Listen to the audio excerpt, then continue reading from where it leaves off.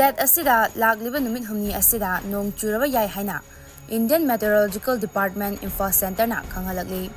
Department Asina makha taraduna Hayeng State Asigi Chingi District Mangada Akhak Araw yauna Nong Churaba yai hari District sing adudi Tamenglong, Senapati, Jiribam, None, Ferswalni Amaromda Awang Nongpok State singi mafum kayada lagliba Numit kharani Asida akan Nong Churaba yai Haina Indian Meteorological Department na Khanghallakli Rajasthan amadi Jammu and Kashmir gi mafum kayada ka hena akan mamawongda nong chuba yabagi film leibadagi IMD na red alert lauthokre nongpok thangba Madhya Pradesh Gujarat Haryana Chandigarh Delhi Punjab Uttarakhand chingba mafum kayada su akan manong churaba yai hari Dada Ibe makigano Azab thammo